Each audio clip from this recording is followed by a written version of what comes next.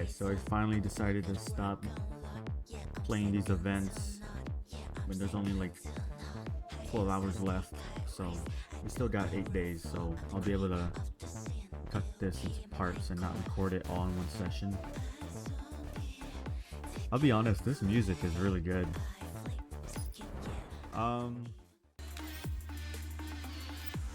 I still haven't got the new character. I think her name was Yuhi? Dohi? I don't know how to pronounce it. I'm just sounding it out how it looks. Emma, the dormitory. As the music's final beats conclude, Yuhi finishes the dance practice with a perfect motion. I cannot help but clap at this mesmerizing display. Commander! When did you... Ah, it's this late already? Yeah, but I can wait. No rush. No, that won't do. I was the one who invited you. You're here to help me out, too. Okay, sit down. Have some tea. Yuhi expeditiously carries over a chair, stuffing a mug of steaming hot tea into my hand. A flowery fragrance hits me, emanating from the cup's contents. No need to go so far. You told me before that you wanted me to help you tidy up some narrow data, right? Yes, the records I wanted you to go over with me are from before that special day as well. A time not unlike now. A memorable experience, yes? Yeah, it wasn't exciting or frightening, nor anything that changed the world. Still, I look back on it fondly, and it taught me a lot. I really like her character design, it's really nice. Alright, I'll do my best to help you. Shall we begin? Yeah, I'll be in your care.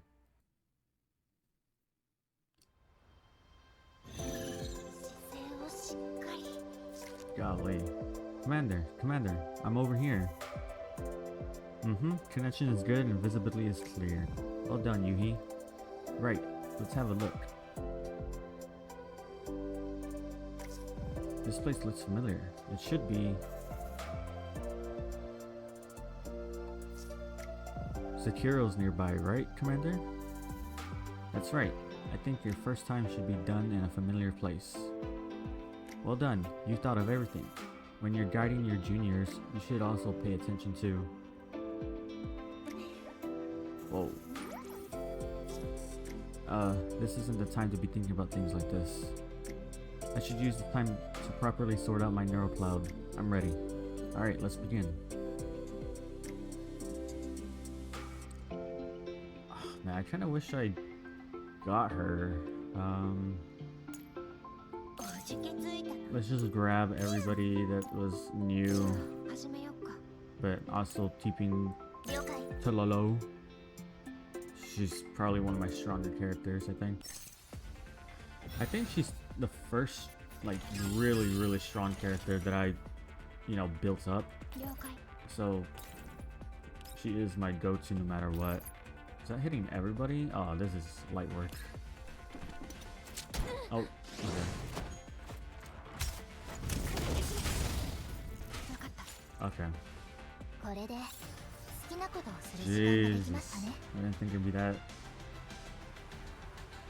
Alright. So I was wondering why there wasn't like any story nodes so far, and I just realized they kind of separated them a little bit in this little menu here. I was just clicking through it on the first one, so I'll replay it for us. On a bright and pleasant morning, pedestrians begin to filter onto the satellite city streets.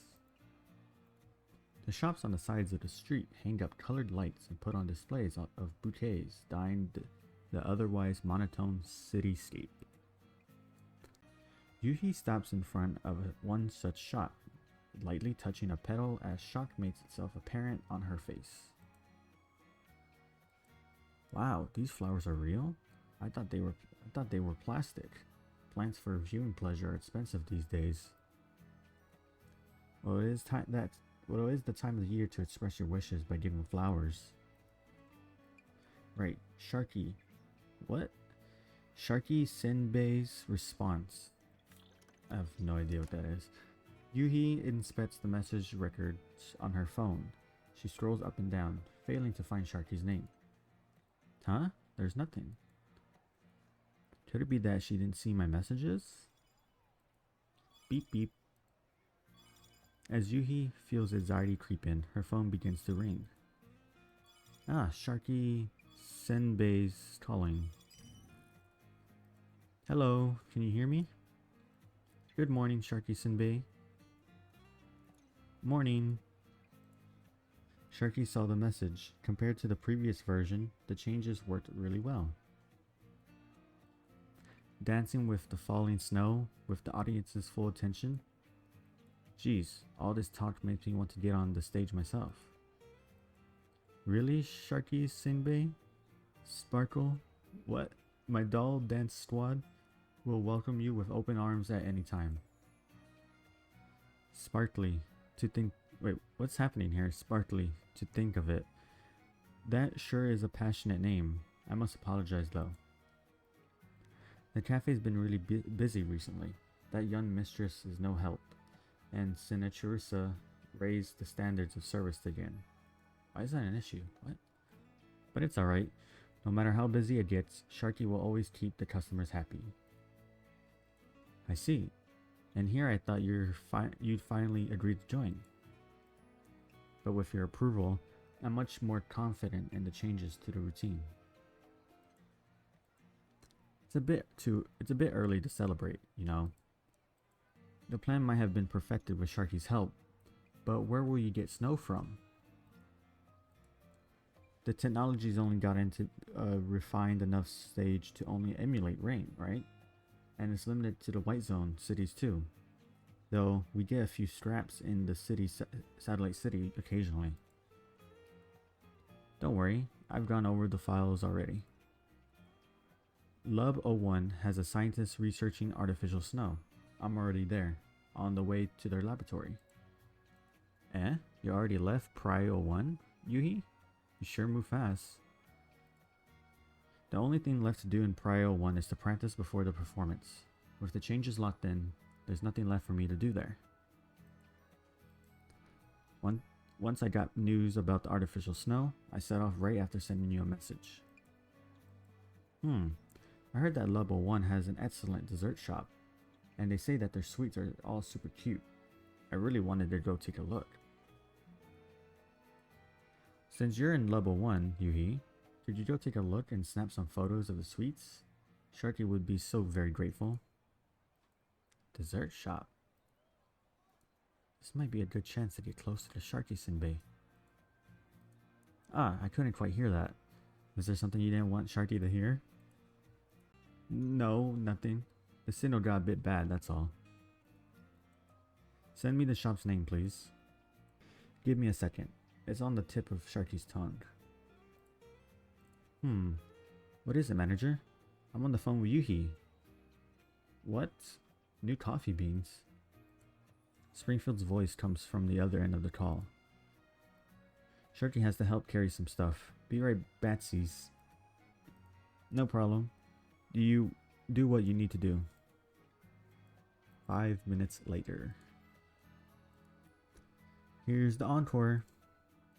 Yuhi, you still there? Yes, go ahead. I went ahead and asked the manager just now. She said that the artificial snow is some really impressive tech right now, and totes hard to put into action. Is my finest work going to sink before its maiden voyage like this? Makes me angry just thinking about it. You won't know unless you try. I had to go to great lengths to convince the dance squad's instructor to approve Sparkly for Pride 01's special holiday program. If we miss out, who knows how long I'll have to wait for the next opportunity. If we need it for the best effect, I'll go for it even if my odds of success are only 1%. Yuhi answers as she pats her chest. Simultaneously, she finds many people running in her direction with distress on their faces. Stop going in that direction, everyone. Turn back. The man at the front of the group shouts, and the passerbys stop in their tracks. A robot's gone haywire and messed up the entire street. Look at all these bubbles on my clothes. I'm soaked. Is that really what, like, is that literally really the worst thing to happen? Yuhi, can you hear me? Sounds like there's a lot of noise over there. What's going on? Sorry, Sharky Senbei. A robot's gone out of control here. I gotta go have a look. Robot? Out of control? Man, that satellite city sounds dangerous. Maybe you should get out of there first. I can ask the manager to think of something for the snow. It's no problem. I'm here already. Might as well give it a go. I'll be A-okay. Yuhi ends the call, running in the direction the man indicated. Whoa, slippery. Before she can run a dozen steps, Yuhi steps on a puddle of white foam just before she falls on the ground. She extends her right hand, supporting herself and landing on her feet after a 360-degree twirl. A perfect aerial motion. If that was on stage, the audience would have given a big round of applause, right? Gah, this wet feeling on my hands is really icky. Just what is this white foam? Was that a firefighting robot? Snowing. That's my robot voice. A strange voice comes from her right. Yuhi turns to find a small automation, no taller than half a person. Snowing. Snow? What do you mean? Wait, are you that faulty? Before she can finish her sentence, the robot spews forth a burst of bubbles, hitting the unprepared Yuhi straight on. My clothes! It's getting in my ear. Oh my god. Snowing.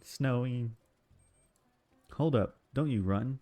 Not after doing a number like this on the frame I just had maintained. The robot runs into the distance as Yuhi quickly swats away the foam on her and gives chase. Snow.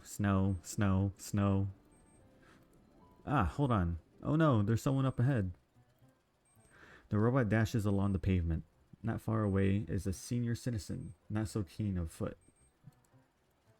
Crap, if it keeps moving, there'll be a collision for sure. Where's the security bot? It's not paying attention at all. Yuhi looks over at the security bot moving along at a leisure pace, gritting her teeth. Screw it. Yart. What? Yuhi gets a running start, leaps into the air, and delivers a stylish kick to the little robot's fragile joint. The sudden strike makes the little robot lose its balance, and it falls to the ground with a parumti. The old woman soon leaves the robot's path on the pavement. Phew, that was close. I nearly ran into that old lady. While Yuhi takes the time to escort the old woman to a safe area, the little robot springs to its feet again, and hurries away, swaying from side to side. Snowing. Don't just run off. Ugh, it's spraying all over the place again. If this gets out of hand. Yuhi looks about hurriedly, searching for a way to stop the little robot. Keeps spinning around enthusiastically, not far away, continuing spewing foam. Hey, aren't you K2? Yes. Yuhi turns around to answer. Two familiar faces stand right behind her. M1895 and Stetkin? Why are you two here? Look, it's complicated. We have some business to take care of. No time for that now. Why are you wet all over? Is it that robot? Did your robot go haywire? It's not mine. I don't know how to explain, but we need to stop it right now. If we just let it run around like this, we'll have an accident on our hands for sure. Can you help me out? Huh? Oh, it's a senior's duty to help out their juniors, after all. Wait, don't shoot at us. Look out, Senin.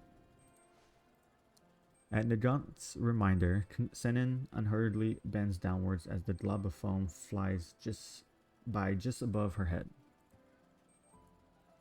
Any ideas, my good senior? This bubble monster's about to flood all the shops here. I'm thinking, okay? Get a move. Get a move on at least. Just don't stand there playing games. Okay, okay. Your wish is my command. Senen puts away her terminal, following Nagan's footsteps and taking cover behind a toppled table. Still thinking? Of course not. We need to prioritize getting the source of the chaos under control. Right. K2 and I will pin it down so it doesn't move as much. You look for a timing and grab it from its bubble spewing dead zone. Eh? Why is the hardest part being left to me? Senen.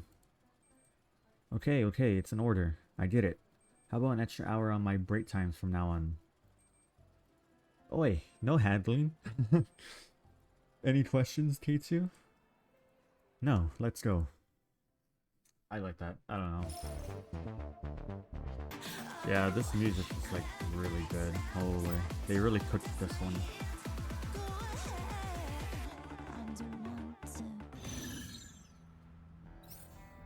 Uh-oh.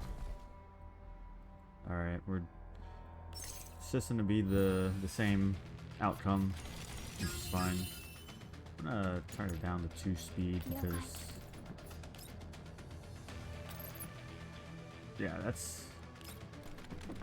I can't wait to start like building up Vector because I feel like she's gonna be really, really good. I have used like other people's Vectors where they have her at tier 6 and she really does wonders. Like, it's crazy, especially against enemies that are weak against fire. It's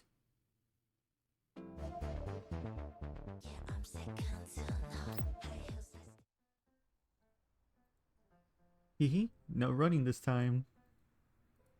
Hearing the sound behind itself, the robot turns around exaggeratedly before it could focus its camera on Yuhi. The gaunt had already restrained it with the rope she had on her body. Why does she have rope? Scary, scary, lawbreaker, lawbreaker. You're the one causing all this ruckus, and you dare yell that at us? Ah, right. M1895. Shitkin, I don't know. Thank you. Without your help, I probably would have never caught this little guy. Don't worry about it. Of course, you've got to give an old friend in hand. Speaking of which, you're still the exact same as before after all this time. Really? The exact same? The exact same. What? But I tried so hard for so long. The news seems to hit Yuhi hard. This is our first time meeting after we left Griffin, right? Right. Shichetkin changed her name. Goes by Sinin now. Nagant here hasn't changed much. Just like you, still good old Nagant. Us elders gotta respect tradition.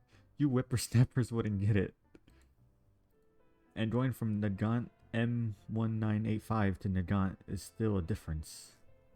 I keep forgetting she's like considered older because I guess because the gun she uses, right? Is that how that works? I'm not entirely sure. Sure thing, buddy. I think it's because she was probably made like, you know, earlier than Senen or Yuhi. I'm called Yuhi now. Seemingly still recovering from the shock, Yuhi looks like she is still coming back to her senses. Yuhi's your new name? It sure has a nice ring to it. Yuhi, do you work around here now? No, I work in a performance troupe. I came here to look for some technical assistance with artificial snow. A performance troupe? In need of artificial snow? Yes, I put together a doll dance group called Sparkly. The troupe recently took on a major contract, and Sparkly will be responsible for part of the programming. To add a bit of atmosphere, we're looking for some help with artificial snow. As the topic shifts to her field, Yuhi seems to ease up a bit. Whoa, sounds impressive. Unlike us, all we do is the grunt work to help with city security. Basically no holidays too. We finally get a few days to rest and recover. but the first thing we encounter is a public incident. Whoa, say, do you think I could get a bonus for overtime? Sure is one hell of a holiday you're having. Are you here for the competition? Competition? What competition?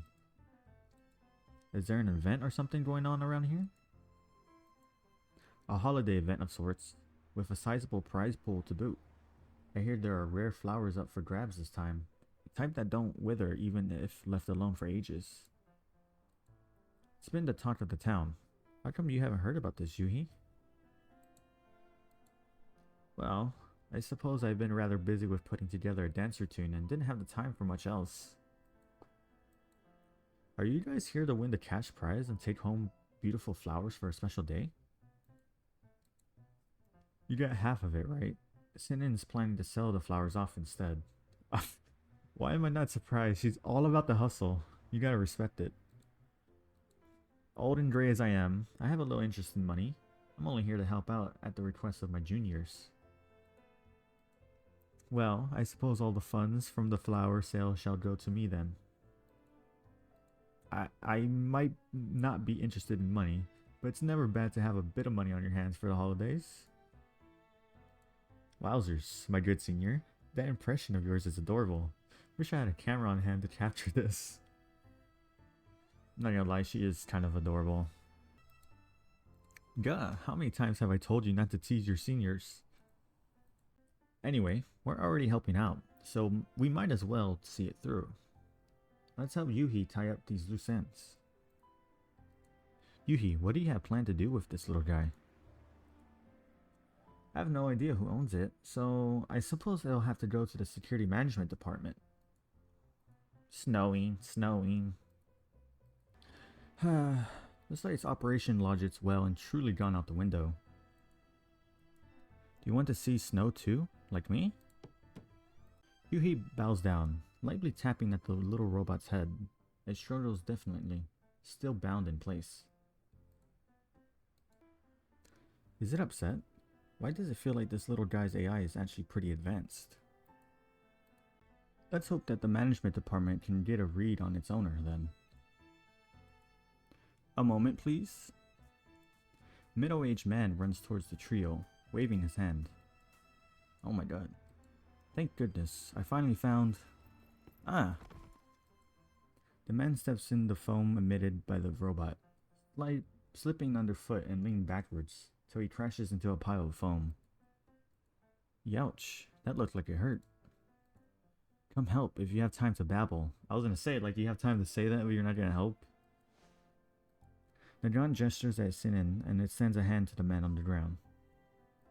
Are you alright? I'm fine. The man begins to get to his feet with Nagant and Sinin's help, but he stumps as he leans on the ground with one hand and looks at the foam on his hand with glee. This feeling, the low temperature, was successfully maintained? Fantastic. This isn't too far off from real snow. Snow? Isn't this just foam? Not at all. This is no normal foam. I'm trying to emulate the texture of snow with some special materials, but I must first make sure that its temperature and melting sensation are approximate to actual snow. Its texture is indeed closer to foam in its current stage. But if this simulation is successful, I only need to add a cementing agent and adjust the formula, and it will be complete in no time. The man wipes at his face happily, observing the half-melted foam in his hand, while still sitting on the ground. Contemplating the man's face, Yuhi falters for a moment before furrowing her brow and observing carefully. Are you Professor Bowen? Oh yes, you know me? Ah, so it's you. I saw a picture of you in a magazine, in that interview about artificial snow. I came here to look for you.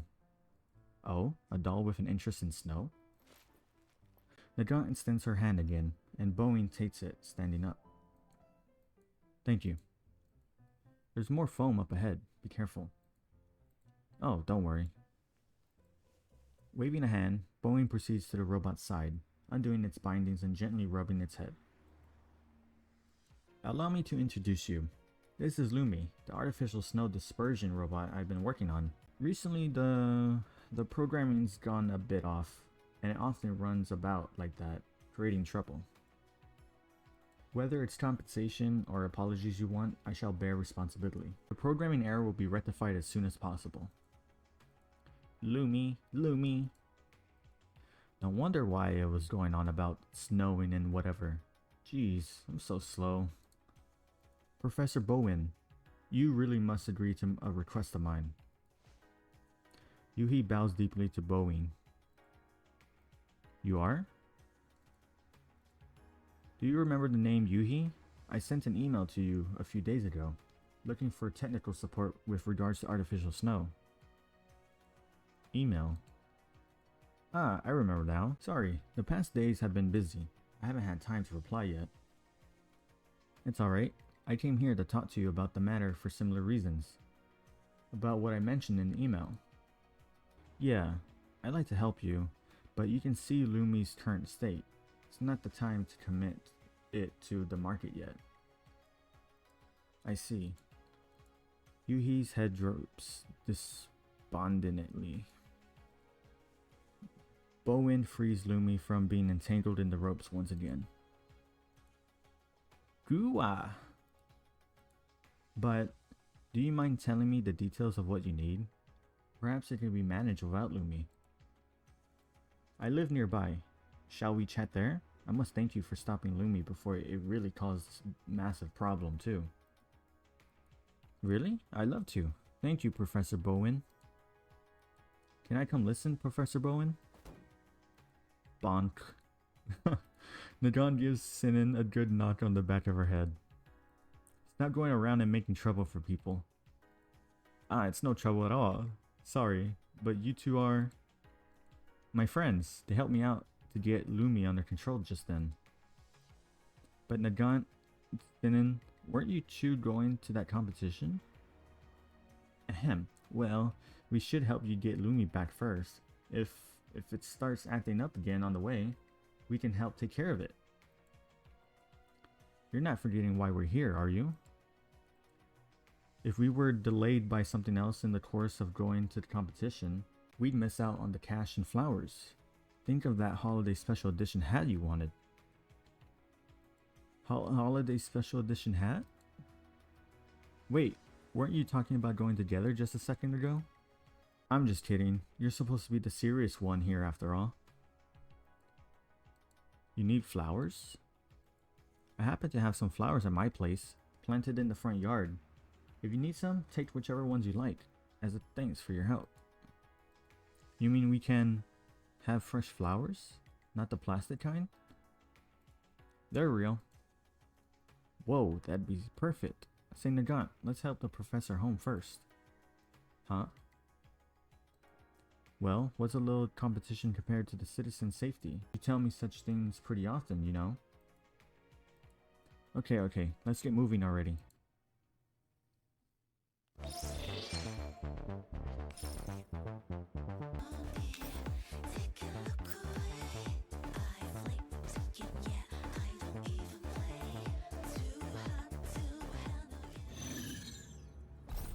Man, we're just doing battles today, aren't we?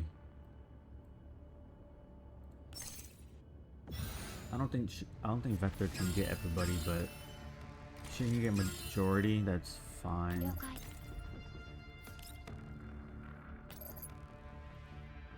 What if I throw it right there?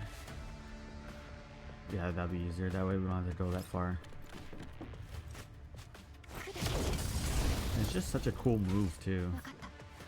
And then she can totally nail this guy right here.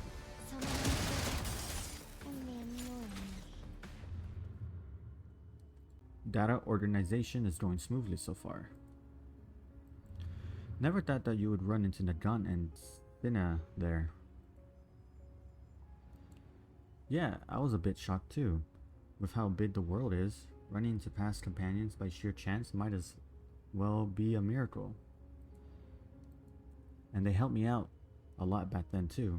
I haven't gotten a chance to thank them properly since I got on board. Maybe I should take some flowers with me. What do you think, Commander? That's a good idea. Expressing your thoughts with flowers is a holiday tradition too.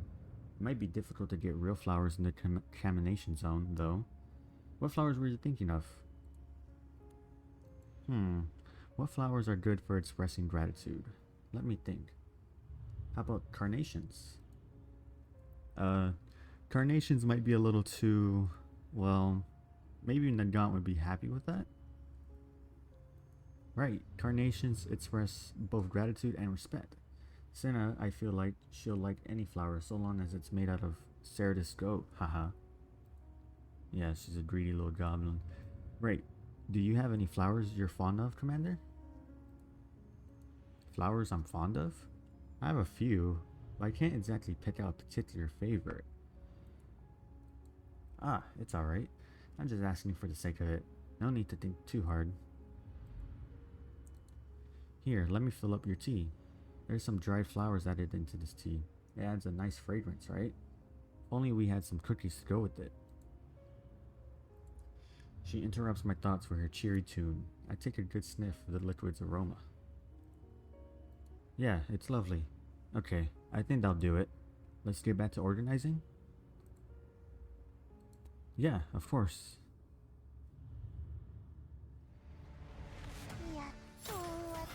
Meshi.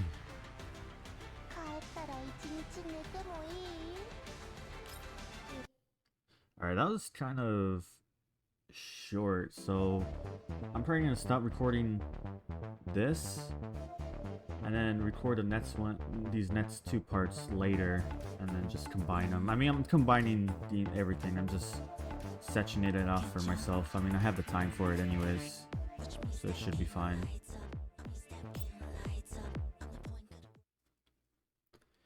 Should have picked up on that. I thought it was weird that it was just fighting.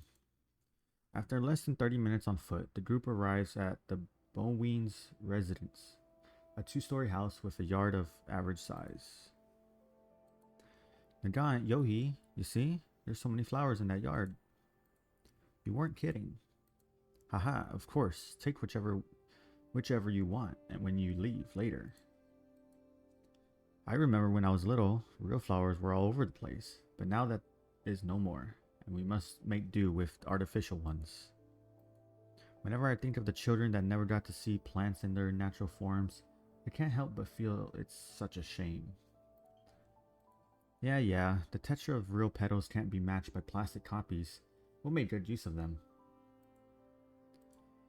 It's just that they don't stay in bloom for as long. Looks like my resale profits are gonna go down a bit. Bonk. Nagant nods Senna's head again. Stop thinking of that stuff all the time. Decorative plants are expensive and difficult to find for sale nowadays, no? Why do you plant so many things, Professor? Well, that's a long story. My wife used to be quite fond of flowers, and she tried to plant them many times with little success, but I managed to get it right, hee. It's thanks to the temperature of this satellite city being so stable, though.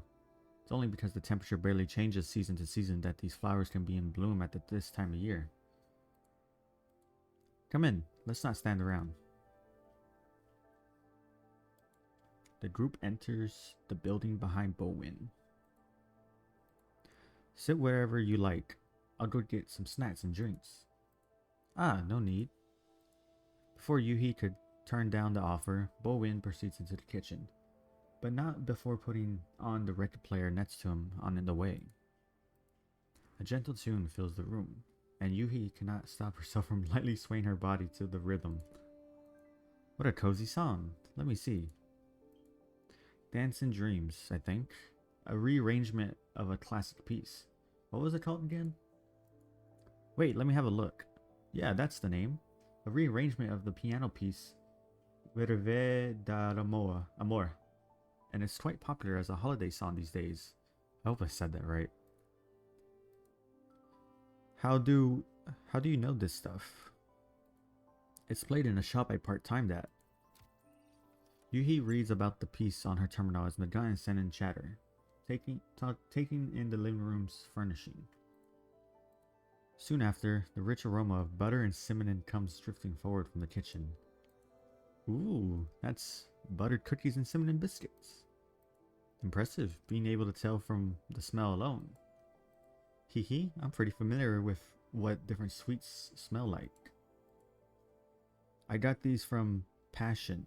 Have you heard of the place? Passion. Yuhi flips through messages on her phone. That's the place Sharkuri Sunbei was talking about. It's pretty famous here in Level 1. It's positioned on a shopping street. There's often people queuing up outside. Don't be shy. Eat whatever you like. I bought plenty. Ah, sorry. What? Is it not to your taste? No. I just do work related to dancing. I need to watch my weight. Aw. Dolls can get fat? We can't, but the other dancers all control their weight. I want to learn from them and train my mental fortitude this way. I see. What a shame. Bowen places the tray full of cookies on the table. Just as he lets go, Lumi runs over with an immense excitement. Cookie, passion, cookie. Here you go. Don't go throwing it about. Bowen caresses Lumi's shell, picking up a biscuit and placing it on Lumi's round head.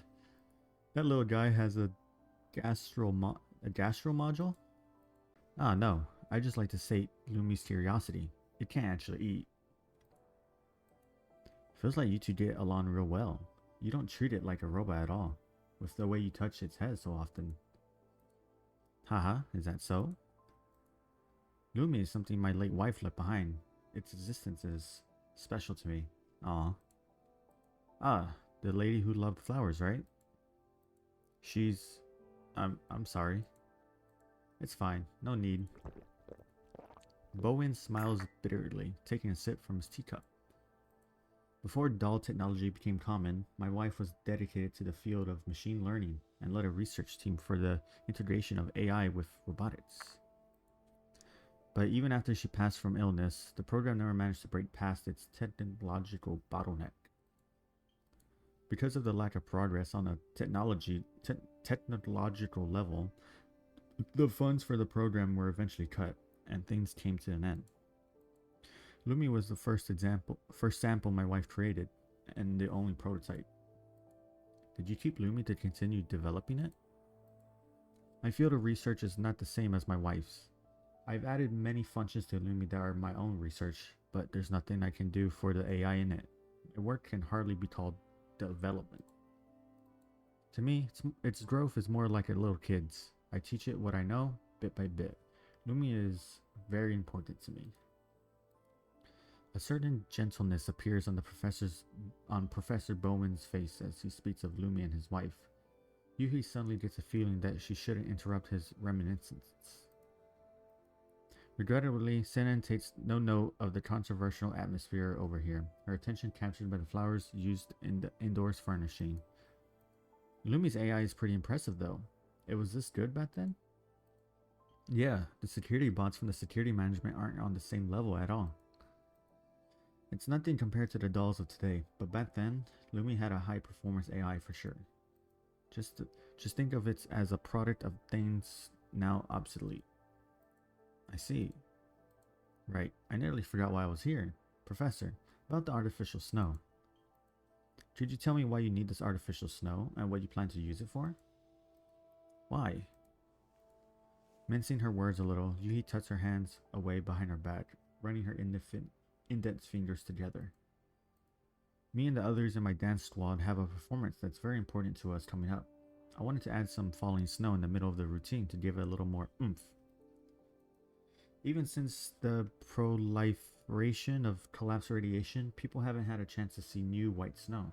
The fantasy of snow is a key element of our dance's very essence. So I wanted there to be snow at the climax of the routine, even for just a minute. Looks like this is a request I can't say no to. Eh? Yuhi looks at Bowen in surprise. If it's in a small radius for a short time, and I can be there for tech support, I think Lumi should be able to manage it. I can use this chance to get another round of experimental data. I'm sure the data gathered in a particular scenario will be valuable.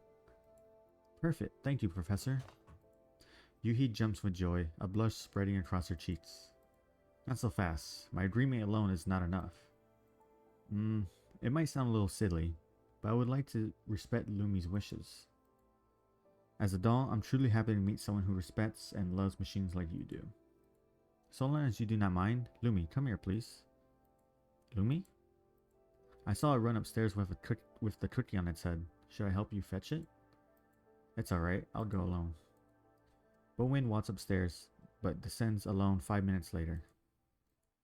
Sorry, did you really see it go upstairs? I can't find it anywhere. Yeah, I saw it too. Crap, did it run off again? Let's not jump to conclusions, Professor. You take another look inside, and I'll help look around outside.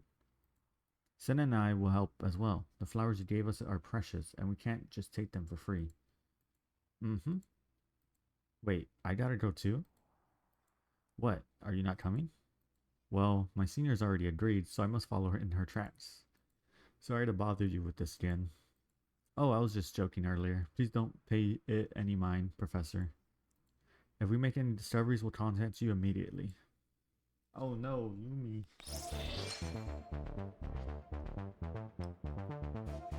Man, this beat. Luckily, most of them are just battles, I believe.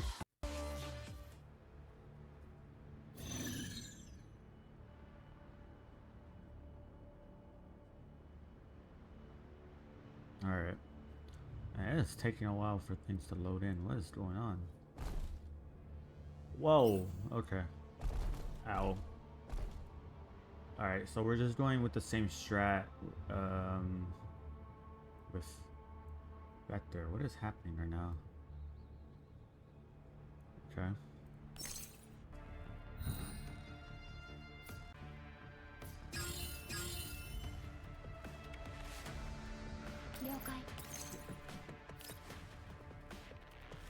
That should, yeah, it's gonna reach everybody. Wow. Took a while. And then we just gotta take this guy out and we're good. Nice. Not bad. Yeah.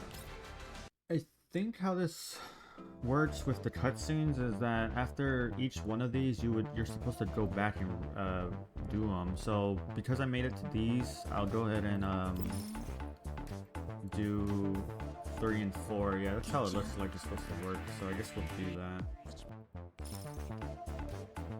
They really killed it with the music.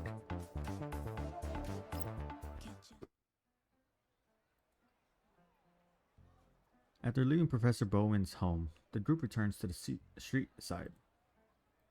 Sorry, excuse me. I'm trying to be more, what's the word, natural when reading these. Which means I'm not going to be cutting out all the times I mess up, and I hope that's okay.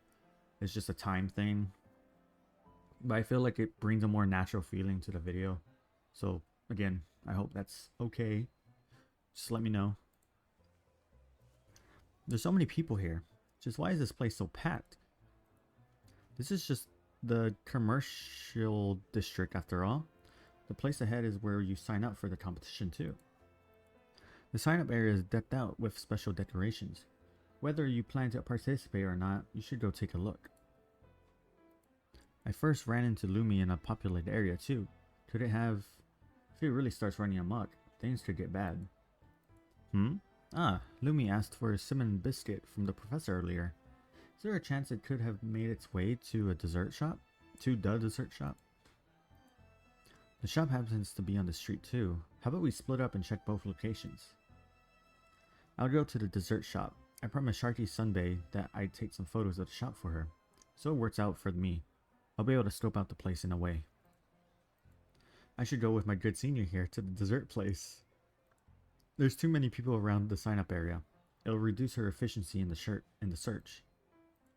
Sinan taps the top of her own head, hinting Yuhi that Nagan's short stature would make her disappear in the crowd. Sinan, You're having a dig at me again, aren't you? Aren't they like, yeah, they're like the same size. No way. I'd be more than willing to walk a few extra steps to the dessert shop for the sake of my senior. I suppose I'll believe you. We'll be off, Yuhi. Let's meet back here in 20 minutes. Yeah, see you then. Yuhi temporarily separates from the Chu, traversing a cramped street and moving towards the sign-up area. The sign-ups are situated on a plaza in front of the building akin to a shopping mall. Alongside the sign-up kiosk is a series of stalls that add to the holiday atmosphere, decorated with flowers and souvenirs in a pleasant manner. Finally here. Felt like I was going to be squashed flat. Could Lumi be here? Big brother, there's a little doll dancing on this music box. Do you know what these are called? What names could a toy have? Let's go home. Yuhi looks towards the music box the girl gestured at. A piece of holiday merchandise on display at one of the stalls. Inside a glass shell is a miniature stage with 2 gift boxes. Upon being opened, a stout teddy bear and a cute doll of a girl take the stage, beginning to turn. A doll that dances with a teddy bear? The stage inside is pretty intricate for how small the music box is. Yuhi stares for a moment at the spinning box, getting lost in it. Dance. Yeah, they're dancing. Eh? Lumi? At the sound of the familiar voice, Yuhi spins on a dime to find Lumi only a few spaces away from her with a few people between them. Dance, dance, snowing, snowing. Excuse me, sorry, I really need to get through. Don't run, Lumi. Snow, snow, snow, snow. Try as Yuhi might get to through the crowd of people. Lumi still slips through her fingertips while perrouting, just like the little teddy bear inside that music box, but spewing out white foam all the while. Whoa, what is all this wet stuff? Whose robot is this? Don't let it run around. Ah, stop spewing that stuff already. Snowing, bid snow. Lumi injects a massive quantity of foam as the people packed into the space begin to joist and shove. What is that? Don't get it on me. The hell is that white stuff? Stay away. Sorry, I'm sorry. That's mine. Please excuse me. Thank you. Executing a perfect series of maneuvers, Yuhi manages to pin Lumi to the ground without injuring anyone nearby. Before the security robots could notice and arrest Lumi, Yuhi manages to make her way out of the crowd, still covered in foam. For the sake of keeping their clothes clean, the passerbys manage to clear a path. Keep a proper eye on your robots, for the love of... I'm really sorry. Criminal, criminal, snowing, snowing. No, no snowing. Just hold on for a sec, Lumi. Right, I should contact Naga and Sinin. Yuhi immediately produces her terminal, calling Nagant. Nagant, Sinin, I found Lumi. This quickly? We're not even at the dessert shop. I sent you my location. Come quickly. I'm afraid it'll... Snow, snow. Run. Whoa. What happened? Are you alright, Yuhi? It ran away again. I'd loosen my grip for just a moment. How is it so good at running? Does it have some marathon runner's data ingrained into its AI? Feels like things are getting more complicated. Well, this is just one part of looking for Lumi. Think of your flowers and stop complaining already. Come, let's go to where Yuhi is. The trio chased Lumi across 3 entire districts, but failed to catch the nimble little robot, only managing to tire themselves out in the process. Damn it. It's good. It's too good at running. Where'd it go? Nagant, did you see it go toward... Bid sis? Huh? Yuhi immediately pivots at the sound. Before she can react, Lumi spews out a stream of foam. Her vision module's feed is immediately filled with white, obscuring her vision completely. I can't see. Wait, what? Stupid stubby? Stop running. Sinin, it's going in your direction. Stop it. Man, I'm beat. It's just too fast. Sinin blocks Lumi's path of escape. The latter quickly adjusts, swarming underneath a nearby stall's table. It runs into the table's ledge, shaking and disturbing the wares for sale on it. Nagant makes it over in time, stabilizing the structure. Oi, you got eyes or not? Watch it. Sorry, boss. Ah, Sinan, go quickly. We can't lose it again. There's enough people over there to make up a wall. Say, you got any gadgets up your pocket that can make me fly? Do you have any one of those hats with a propeller on them that can make people fly in your collection? That kind of thing doesn't exist. I wouldn't have had it on even if it did. Hand on her hat, the Gaunt manages to get out of the massive crowd with some effort. Just as she moves to continue the pursuit, she finds herself on the pedestrian crossing in the middle of the road. Nagant, look out! The lights are red. Huh? A car blasts by, almost blowing off Nagant's hat off her head, with the wind in its wake. You got a death wish? Sorry. Oh, poor little Nagant. Nagant apologizes, moving back to the side of the crossing. Yuhi and Sinan make their way over. This is bad. The little guy's nowhere to be found. Nagant, did you see where Lumi ran? I didn't see, sorry. The foam trail's gone too. This is bad. This city's so big, it's going to be impossible to pin it down. Well, I'm sure there's another way. Let me think. Hey, isn't that a camera over there? How about we hack into the city's CCTV and see if it's caught Lumi? What are you thinking? That's illegal. Well, don't they work for the city security? Can't they do something? Well, our circumstances are unique, so as long as we're careful and don't get caught, it'll be fine. No, it won't. How can a law enforcement officer like you know the laws and still break them? That's what I was saying. But we're not doing anything bad with the CCTV. So long as we don't get caught, no one will know we ever accessed those systems. If no one knows, then have we really ever been there at all? No means no. No more of your delusions. But if we just let Lumi roam the streets, it might cause even more trouble. Isn't just letting it be a little dereliction of duty? Well, it's not like I mind. Easier to do nothing. Nagant furrows her brow. Think of the action movies. In order to defeat evil, the protagonist must step into the shadows, pitch black as they may be, right? I suppose that's how it goes, but... Well, while a certain someone has been fence-sitting, Yuhi's already on the move. Yuhi nods, already working on a hacking program. I filtered a series of suitable injection modes. I'm willing to try anything that can help us fight Lumi. If the security system catches us, then I'll just hack the security system too. Why is she so scary all of a sudden? I think she's filled with the desire to fight, my good senior. Well, since we're already here, we might as well help. Supervise her. We can't be using the CCTV for anything other than finding Lumi. Alright, come on, Grandma. Let's get a move on. Oh, Nagant. Inside level 2. I have access to the CCTV systems. Good work. Sinan, you help look for Lumi. I'll keep an eye on the security. We need to be careful. Even more work? Please do remember to pay me for the overtime. As if I can't afford to. Keep all the money from reselling the flowers if you really insist. No, I was just kidding. Yet more of this goody two-shoes attitude. Unbelievable. What are you supposed to do about this? Everyone, I found something. You found Lumi? No, just some videos of Lumi from a few days ago, by the looks of it. Can I have a look? Of course. Sinan begins to individually inspect the files sent over by Yuhi. Look here, that's Lumi. That's Lumi hanging around the sign-up area in the commercial district, right? It's just doing donuts there. Shown up there several times too. What a strange system error to have. Nothing's out of the question when it's an error, I suppose. It's going to bother those pedestrians again. Look at the foam on the lawns over there too. That ought to be Lumi's work. The professor's probably spent a pretty penny paying off fines for its sake. Old dad that really loves his kid, huh?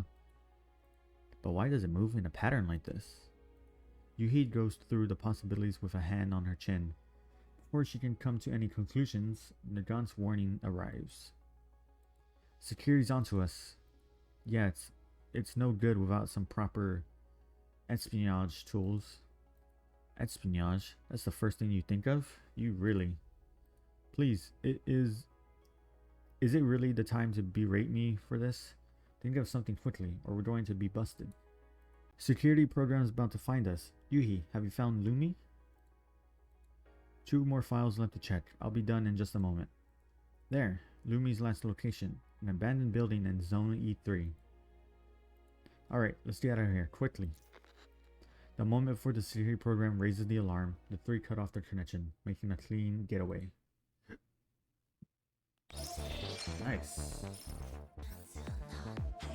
Oh wow, we're fighting it already. I wonder how this will go.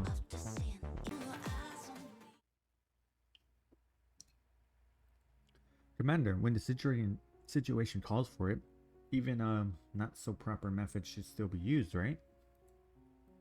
You mean when you hacked into the city's CCTV? Well, you didn't use it for anything malicious, and everything ended well. I know, right? You're the best, Commander. You went so far to help Professor Bowen look for Lumi, just so you could have some artificial snow.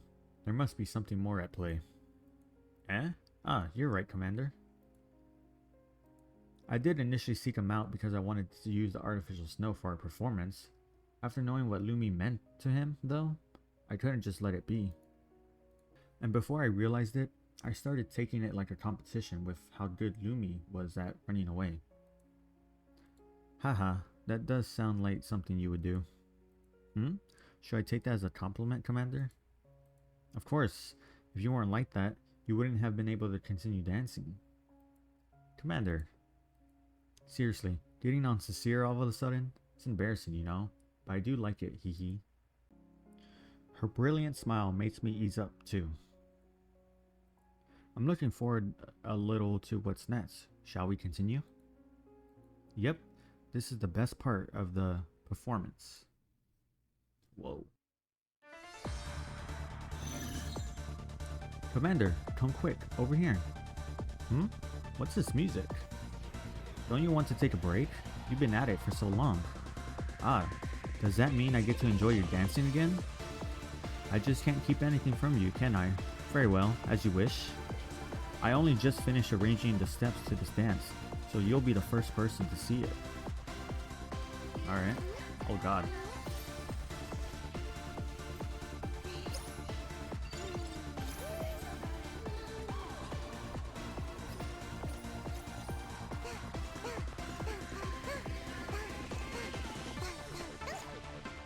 Okay, she's got that swagger on her. Commander, what do you think? When I watch people dancing, I feel happier. Does this mean you like it? Can I take that to mean that you approve? Of course. That's great. Actually, there's more after this.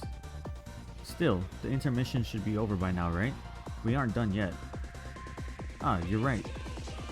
I think I should wait until it's all over before putting on a show for you. Dang. Alright. Alright, time to one-shot everything.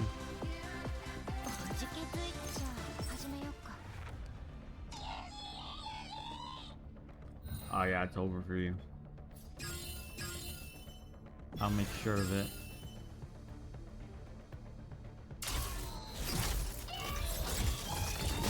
This little creature. Oh my god. I hate this thing. It's over. Oh man, what? It's not gonna kill it instantly. That's a new one. I mean, it's gonna kill everything else, but what a surprise. Oh.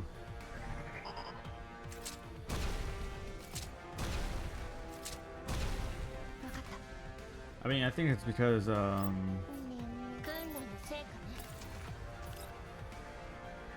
don't think I'll be able to do a second run of this, but I'm actually just trying to close the distance. That's kind of what you had to do for the challenge mode, is close the distance, or at least get close enough so that you could do something to it. That's my advice to, well, to no one, because no one's gonna be able to play the challenge mode after this video comes out, which is kind of a shame. They really need to give us the end dates properly,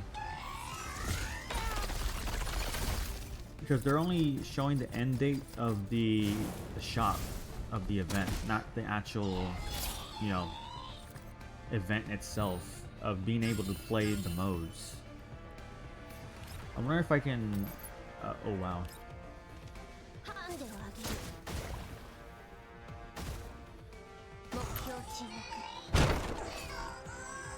Aw, I kind of feel bad for it now. But yeah, maybe I can, I mean, I doubt they'll see and listen to it or whatever, because it's only just me saying it. But maybe I can say like, hey, can you make sure to include the end date of the modes and not just the shop itself?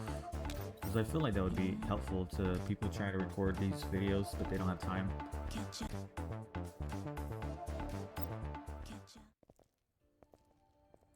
Huff.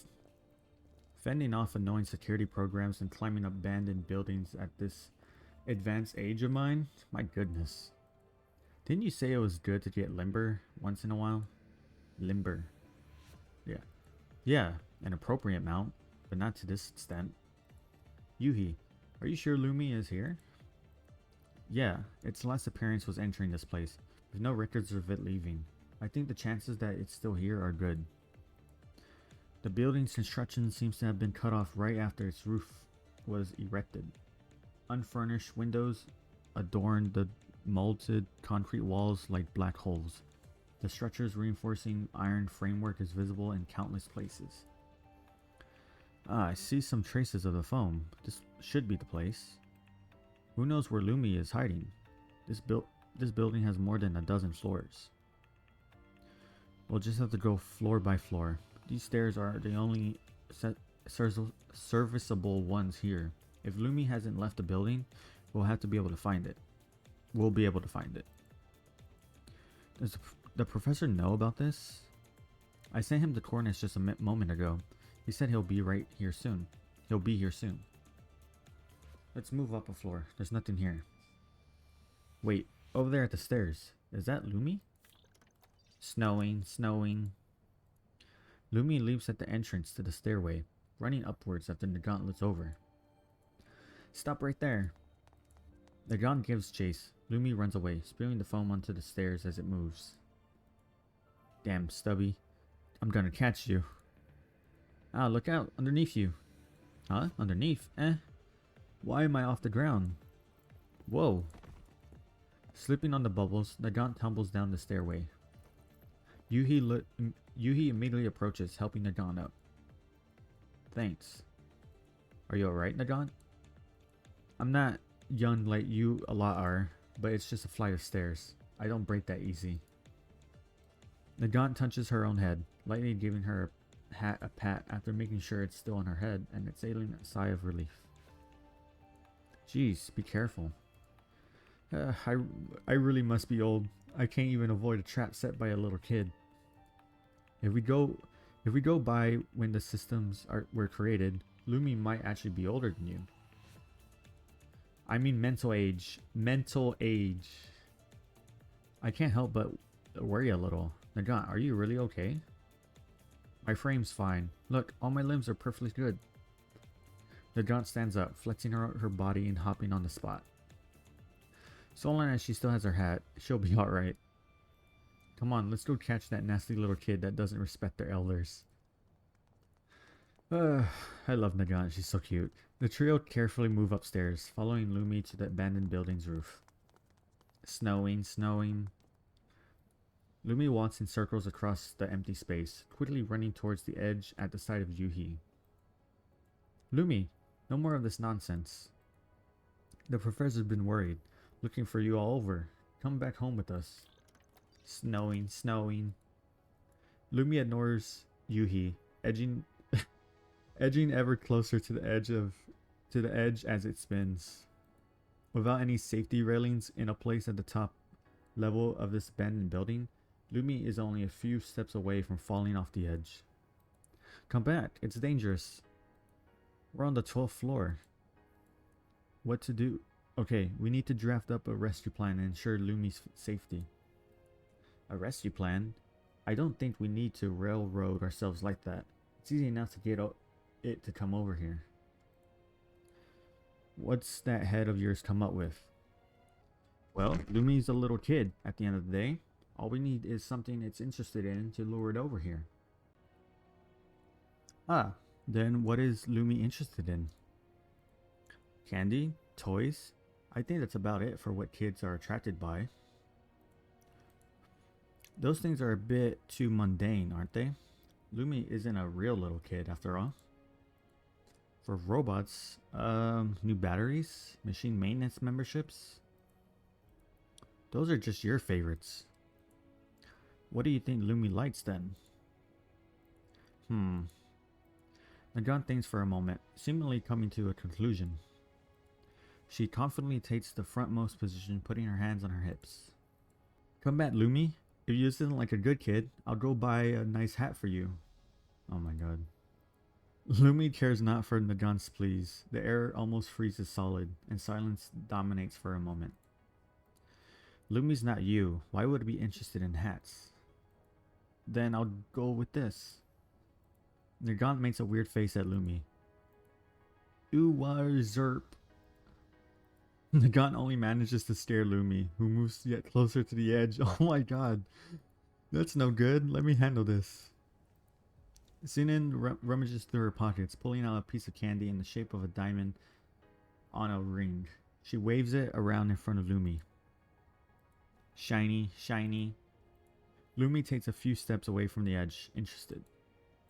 There we go. See? Of course little kids like shiny things.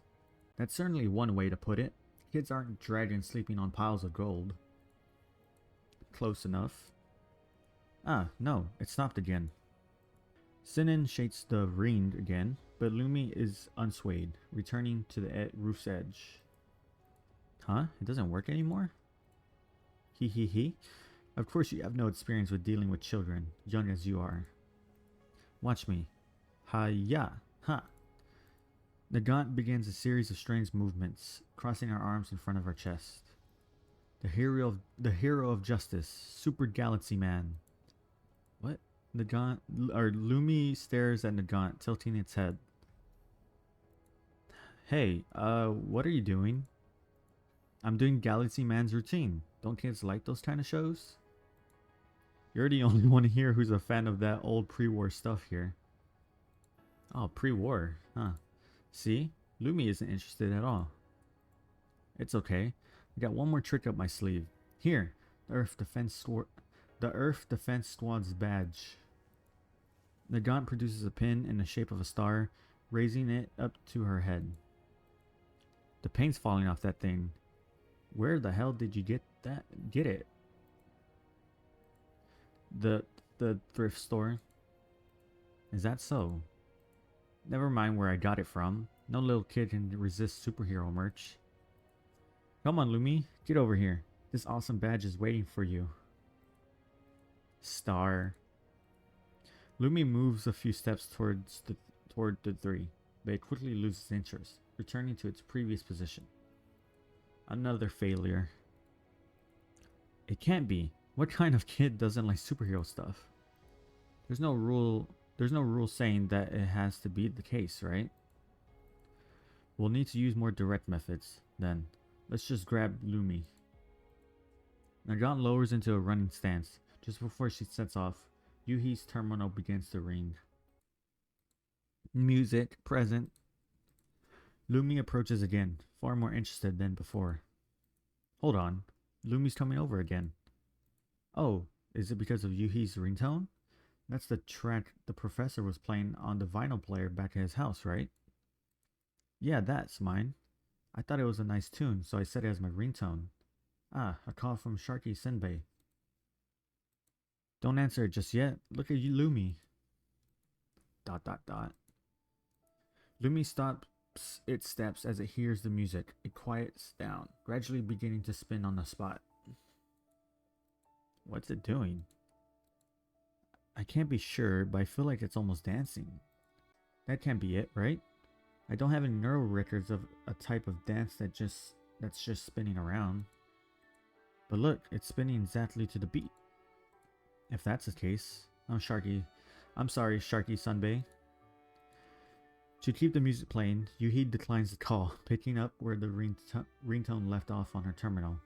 The gentle tune draws Lumi even further, like a child in a lovely dream. Yuhi slowly moves backwards with the terminal in hand. Lumi follows as it spins, leaving the roof's edge. Now, as Lumi is distracted by the music, Nagant and Senin flank it on both sides. Producing a rope from her bag, Nagant quickly hog-ties Lumi. Phew, thank goodness I brought the rope just in case. This'll only work for a little bit, right? A kid's tantrum after waking up amplifies their normal temper, you know. Just tying it up won't do. We need to make sure that Lumi won't go out of control again. Then the only thing we can do is get the control permissions to Lumi right now. My goodness, am I really on holiday here? 10 times the normal overtime rate would not cover the effort I've put in today. Yuhi and Senin rush to Nagant's side. Despite her very vocal complaints, Senin quickly joins the others in level 2, assessing Lumi's systems. Shattered pieces of data drift through level 2. Yuhi extends a hand to touch one such piece, but to no avail. The data fragment passes through Yuhi, meandering into the distance. The ground beneath them, made of cobulated data, begins to fade and all fluttered and fluffy, like snow. Is this Lumi's world? Level 2s aren't usually like this at all.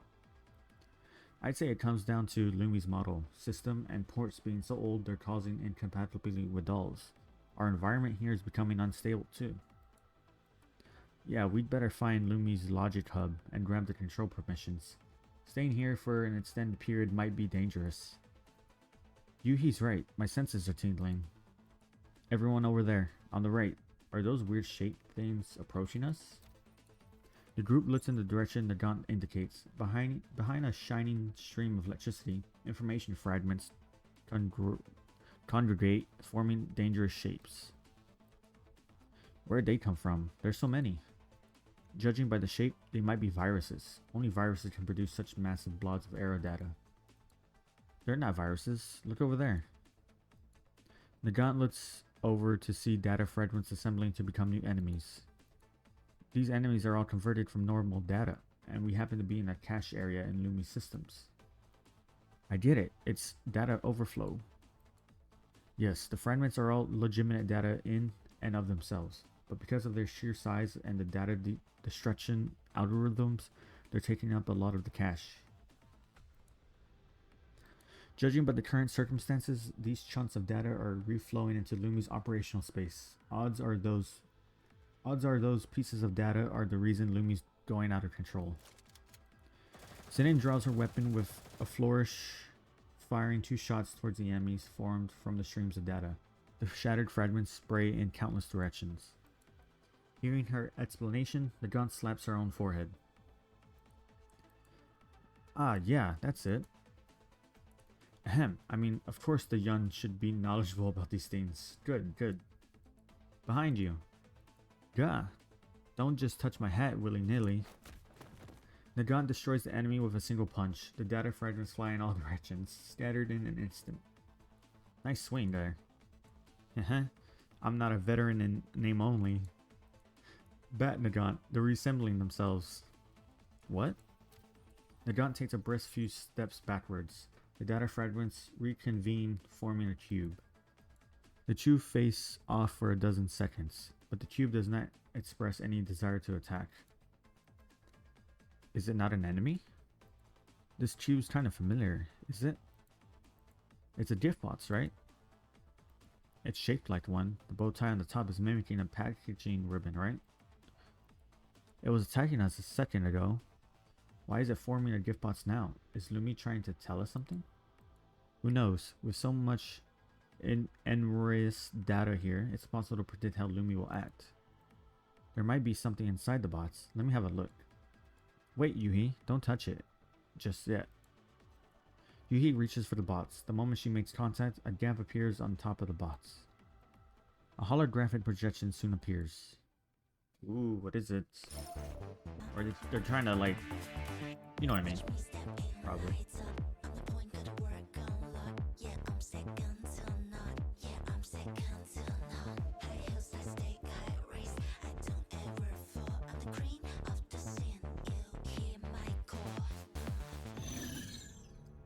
Oh, time to one-shot everything again. I honestly don't mind one-shotting everything. Because it kind of, you know, picks up the pace faster. Because I'm just trying to get as many collapsed pieces as I can.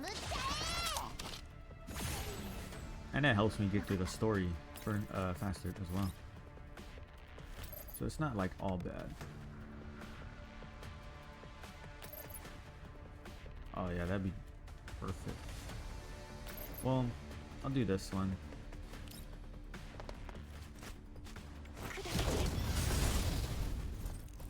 I wonder if Klukai, yeah, Klukai can probably take out those two over there. Luckily she's so close to them. Yeah, there we go. Oh no!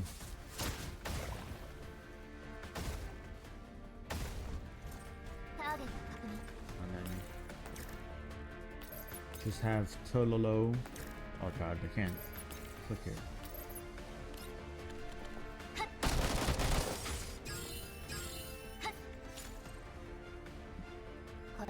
Nice.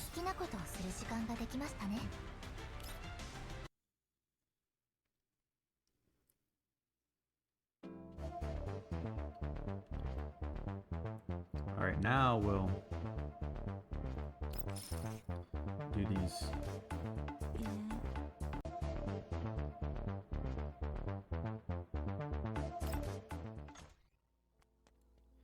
It depicts a lively woman pushing a door open. She runs towards her husband, who walks in her direction, hugging him tightly.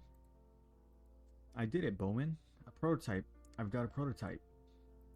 Renee turns around to shake the camera holder's hand, waving at her husband. A stubby robotic foot can be seen, the seams of its metallic plates joined with new shining bolts. Come say hello, Lumi. The camera angle begins to shift and move, accompanied by the sound of mechanical motors as the surroundings come into view. Squeaking. You can only make a few simple sounds right now, but it'll be the future of AI. Professor Bowen, you'll have to redouble your efforts on your research project. The somewhat blurry video takes in the environment and the happily smiling couple. Owner info updated. Renee Candela. Bowen Candela. Aw, that's kinda cute. The video cuts off. The gift bot splits into pieces, scattering to the wind and mixing into the surrounding streams of data. Was that man Professor Bowen? And the woman ought to be his wife? Her name's Renee? Most likely, but these video files should be within a storage drive. It's all mixed up in the cache, so it follows that Lumi's data processing has gone wrong somewhere. If we can solve the data overflow problem, Lumi might be able to go back to normal. Yeah, but I'm a little curious why these data fragments turned into a gift box. Look, there's more ahead. The fragments are slicing again? Huh? Another bots? Yuhi approaches the newly formed gift bots. This is the second time now. I can't help but feel there's some kind of meaning to this. Hard to guess what a silly kid is thinking. Might as well see what's inside this time. Yuhi touches the bot's surface. A projection appears just like before. The image this time is much clearer. The room's lights are off. Moonlight spills in from the outside, exceptionally bright in the darkness. Renee sits in a rocking chair by the window, with Bowen at her side. The unknown amount of time that had passed left its mark on them, be it shallow or deep. Renee appears a little more sickly than before. Sorry, work tied me up a little. Sorry for being late. I brought some flowers. I handed some work over to my assistant. From tomorrow on, I should have a lot more free time. Renee accepts the bouquet with a smile, the white flowers inside akin to patches of pure white snow. I know you've been busy. It's alright. Has the project been progressing as normal? Naturally, artificial snow has been established, but it's now seeking investment. Then the project's full realization. It might still need some time, but there's hope now. I really do miss it. The snow we had when we were little. Do you think we'll be able to see it again? Of course, we'll have pure white snow falling from the sky again. You, me, Lumi, and everyone else will be able to have this blessing from the sky. It'll be my gift to you. At the sound of its own name, the holder of the camera wobbles a little. Snowing, snowing. Mechanically repeating the word, it approaches the couple a little. Bowen, Lumi, and the snow were both my wishes, but it looks like I will have to leave it to you to fulfill them. Bowen crouches, taking his wife's hand and gently kissing it. There was a time my research went unnoticed by everyone, except you. Only you would discuss it with me deep into the night. From the moment I asked for your hand, your wishes have been mine as well. I only wish that this program could move along faster, just a little bit. The camera turns towards the window. The moonlight had already sequestered itself behind the clouds, and even the stars are difficult to perceive. The voices grow muffled. The images flash a few times before the projection cuts off again. So the snow and Lumi were both Renee's wishes. He hasn't stopped in all those years, even after Renee's passing. No wonder Lumi is so important to him. You do realize this was filmed a long time ago, right? Yeah, the professor looks way younger than he is now. I've got a guess. When Lumi was built, the technology wasn't as developed. In order to allow it to learn by itself, Renee set it to intake information as frequently as possible.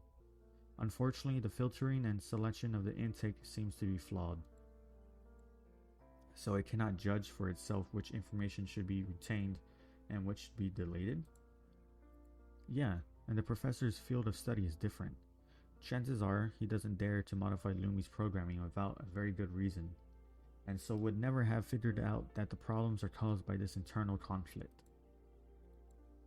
That would make sense. The professor's been loading Lumi with more and more information these years too. If its ability to organize and tidy up data is far lesser than its intake, the system's operational capacity is bound to be taken up. It follows that Lumi keeps having failures even after repairs each time. I'm still confused about one thing though. Just now, these projections have appeared via the form of gift boxes. Once would be written off as a coincidence, but there are countless forms that gathering data logical takes. The odds are just too low. There must be some deeper logic. Could it be that there's a gift Lumi wants? So if we give the correct gift to Lumi, like we're appeasing a child, the problem might go away. Do we really need to go down that rabbit hole, my good senior? The data overflow here is pretty severe. The entirety of level 2 is messed up, and we can't predict its actions using normal logic. Yeah, our priorities are still to continue toward the control center and acquire the control permissions. Then the professor can run some checks, and maybe then we'll have the answers. The control center is right up ahead. It's just way too quiet here. I haven't heard a peep of anything. And the defense systems are quiet too. Those data overflow enemies from before haven't appeared again either. There might be an ambush. Oh, don't just say those things. If there really was... Nagant, Senin, over to the right. Senin is interrupted by Yuhi. A hulking beast comes into the purview of her vision modules. Jesus. The great machine spins in place. Sennin's attention is pulled to the giant gift bots floating above its head. A crowd of smaller defense bots gather around the massive beast. I knew it. It would turn out like this. It's so tall. Judging by the vision module feedback, it should be around 5 meters tall. I can't but feel it looks familiar. The way it turns about too. Could this thing be Lumi? There are some similarities, but only a few. Maybe the corrupted data is influencing things? Why would Lumi appear in its own level 2 though? This should be the form the system firewall takes, the gift bots. Then should be the system core. Lumi protecting the gift is in reality the firewall protecting the system core. What is it with the gift boxes? Yeah, Yuhi's probably right about this one. See, youngin? Better to slow down a little sometimes. Yes, I understand. If the gift boxes are some sort of hint from Lumi, then what's it really trying to get across? Everything it does is completely devoid of logic. There's nothing to be deduced here. We can ponder that after the controls are ours. We should think about how to get past this firewall first. Gift. Before the trio closes the distance, the massive Lumi suddenly stops spinning. Countless data fragments emerge, flying toward it. Lumi's body becomes even larger, affected by the fragments. Damn it. Our presence here must be making the system errors more severe.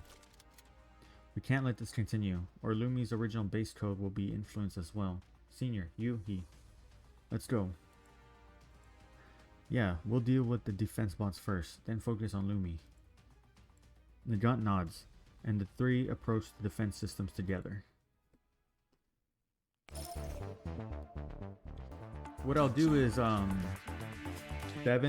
and then we'll watch 7 and then 8 and then watch 8 and then continue with the last one, obviously. I kind of do like the story, especially with the professor. It was kind of sad to read. I kind of felt it a little bit.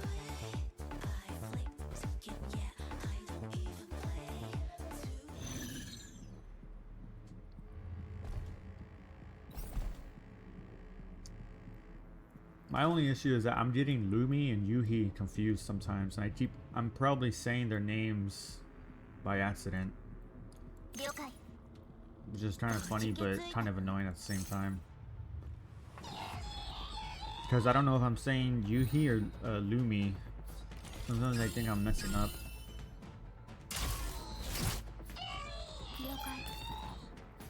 Alright, probably not gonna one-shot it with this, but...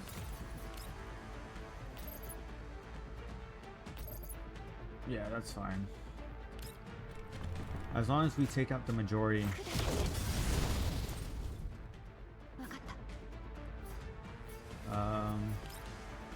I don't think that'll hit it, but we'll see. Almost.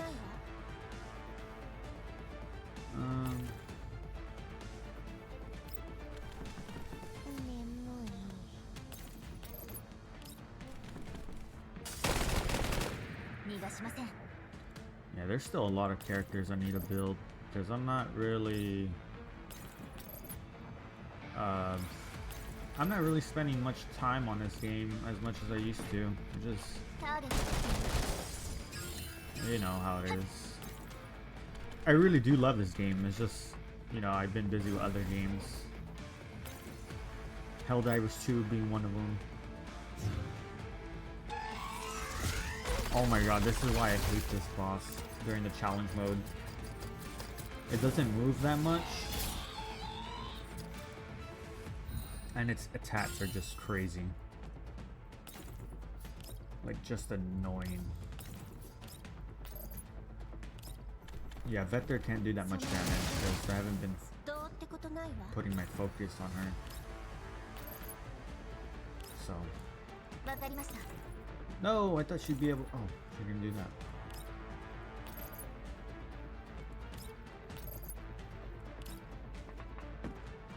Yeah.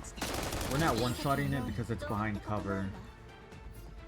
but once we do get its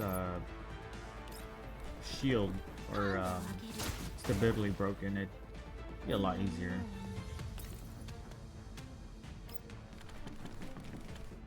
I think so. Oh, never mind. It also, yeah, it also does that, which is really annoying during the challenge mode. And it cleanses itself. So all I will say is fire will be your best friend during the challenge mode. Not that it mattered, because, you know, ... Commander, what's with you? Getting all serious all of a sudden. I'm just thinking that if it weren't for you noticing what Lumi really wanted, who knows how long it would have been misunderstood for. Hehe, it was nothing impressive. Olisa Samadagi, I don't know how to say that, told me that the soul of dance is expression. So I habitually began to observe the people around me to see what they express with the smallest expressions and movements. I suppose I ended up in the right place the wrong way. The soul of dance is expression. An interesting phrase. It's true that when I watch Vipley and Sharky, I can feel their emotions sometimes. Hehe, you'd get it, Commander. That's right. Things on your mind that you can't speak, emotions you can't declare, all of that can be expressed through dance. After the whole business with Professor Bowen and Lumi, I became even more certain about this. Dance can go beyond the boundaries of death and speak to the soul. If it wasn't for Lumi's dancing, imagine the regrets the professor and his wife would have had. Don't forget your own part in it. You helped out a lot. I pat her head. She looks upwards, a shade of red creeping onto her happy face. I was really happy to be able to help Lumi and the professor. I want to convey more and more things with dance from now on too. I'm sure you'll manage it. I don't really understand dancing, but if you need help, I'll always be here. Speaking of this, I really did have another request for you, but I'll tell you after we're done for good with the organizing. There's not much left. Let's clear it all out in one go. Alright.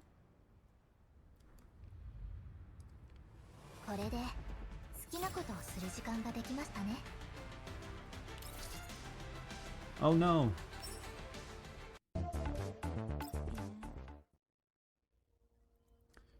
Renee looks even weaker than before. The veins upon her shriveled hands pop outwards, with a jarring intravenous line connected to it. Renee struggles to keep her eyes open, her exhalations forming a thin layer of mist on the mask she wears. A television in front of her plays a dated recording. In the recording, a girl places her hand on a young gentleman's waist, and the two proceed towards the dance floor. Lumi.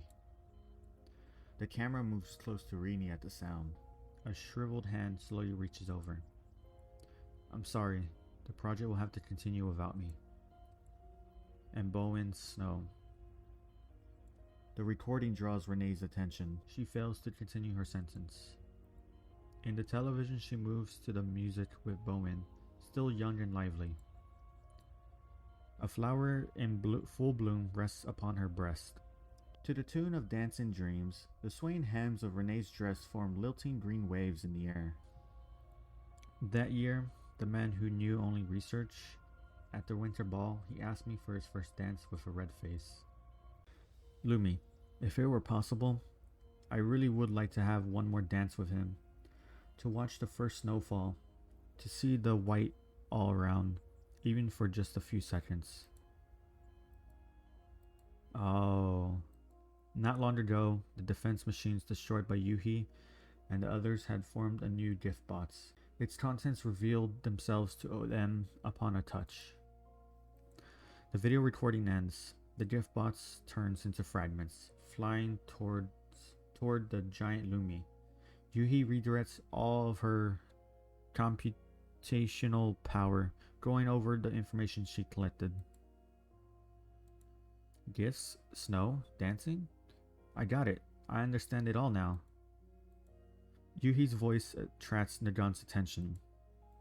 Yuhi, have you found anything yet? Yeah, we're putting too much thought into it. The gift box doesn't mean that it wants a present. All of this data might not even be uncleared clutter, but something that Lumi treasures as a gift. To it, every day it spent with the professor and his wife were a present. So it just kept taking in more and more information until its systems failed? That's not all it is. All of Lumi's operational logic is in the recordings. It isn't spinning around for no reason, nor is it a prank. Lumi, don't just stand there and talk. Look at it. Snowing. Lumi raises its arm stiffly, spewing out a slurry of data fragments. It falls upon the three like descending snow, beginning to bury them. It can snow in level 2? Is there a way to need to make it stop? Whoa. Vertically disadvantaged. Nagan is soon buried by the avalanche light data. Only her arms remain visible, grasping at the air. Bro, they really had to say vertically disadvantaged. That's crazy. Hey, my good senior, see the height of your flaws now? Come on, bro. Blah. Sinan grabs Nagan's hand, pulling her up with some effort. To be treated like a carrot by my junior at this age. Lawbreaker, snowing. The overflow is getting worse. We need to make it stop. What can we... I know, music. Dance and dreams. Sinan, help me pull it up, please. Okie dokie. Make sure you pay the fee. Hurry up. Soon after, level 2 is filled with beautiful music. As the track begins to play, Lumi's data spewing pace slows down. Snowing, dance, gift. Ooh, it's working. Lumi seems to remember this. I like the sparkle in her eye. What next? A more direct approach? Sinan twirls the weapon in her hand, but Yuhi shakes her head. No, that might simulate Lumi's already unstable systems more and cause a total breakdown. We need it to release its control permissions by itself. Get it to do that of its own volition? What do we do? I want to give Lumi a present. Please help me. Yuhi pits out a passage from her neural records. The scene when Professor Bowen mentioned Lumi in his home, while the scent of buttered cookies drifted through the air. Lumi is something my late wife left behind. Its existence is special to me. To me, its growth is more like a little kid's. I teach it what I know, bit by bit. Lumi is very important to me. Will that bit work? I don't know, but we have to try. Please help me out. With Nagan and Sinan's assistance, the neural records are packaged like a data fragment. Shining with electric light, the fragment is placed in a virtual gift box and delivered to the massive Lumi. Please, messed up Lumi, accept this gift of ours. I'm sure it can feel the professor and his wife's unspoken wishes.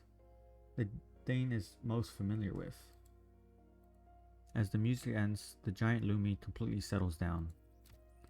The data within the tiny little box enters the massive gift box above Lumi. Not long after, the gift box it protected so desperately cracks, with countless data fragments bleeding outwards.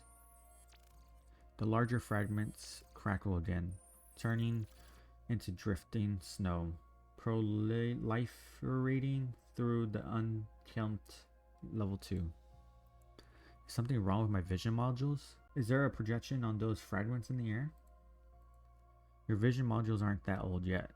Those are the records of Lumi's life with the professor and his wife up there. Don't take the opportunity to mock me. Nagan puts a hand on Sinan's shoulder, but her attention is soon pulled away by a blurry image upon a fragment. On a bright and pleasant afternoon, Professor Bowen takes his wife's hand, strolling along a small garden path. In the living room's gentle light, Renee and Professor Bowen together inspect Lumi's frame. Bathed in moonlight, Renee turns about to call out to two figures, one large and one small. Looks like Lumi really was fond of those two. The fragments are gone. This place looks like it's going back to normal too. Lumi's accepted it. It's releasing its control rights. Yep, I've already got the permissions. Currently removing the firewall's quarantine program. We're about 15 seconds out from having the permissions in full. Lumi won't be moving about randomly after this. Good work. Let's head out and take a closer look at Lumi. After the quarantine program's deactivation, Nagant and Senin take their leave. Yuhi takes one more look at the images up on the data fragments before cutting off her connection too. It's finally over. Lumi won't go rogue again, right? I don't think my old bones can handle being put through the ringer like that again.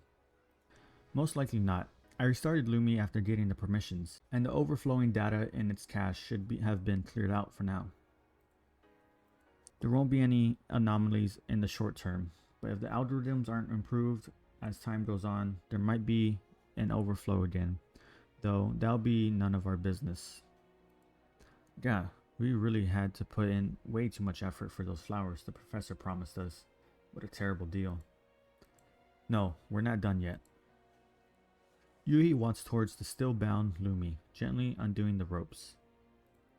It might go off again. It's better to leave it tied up, no? It should be fine, right? Yuhi pats Lumi's round head. Free of restraints, Lumi begins to slowly spin again. Why is it doing that again? It's alright. Lumi just wants to tell the professor about the wishes Renee left with it at the time of year where there should be snow. That's the holiday present it wanted to give the professor and the late Renee. So that's what it was. Why does it keep running away though?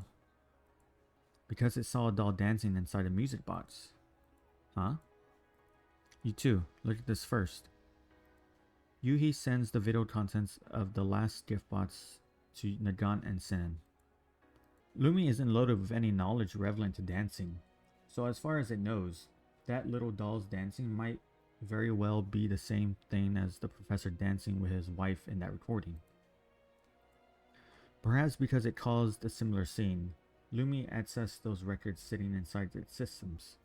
It wants to tell the professor about his wife's final wishes, but also wants to give the bits and pieces it's collected over 2 years to the professor, who has been missing his wife, as a gift. But it cannot accurately express itself because of the system errors, and thus often falls into confusion, inadvertently causing trouble.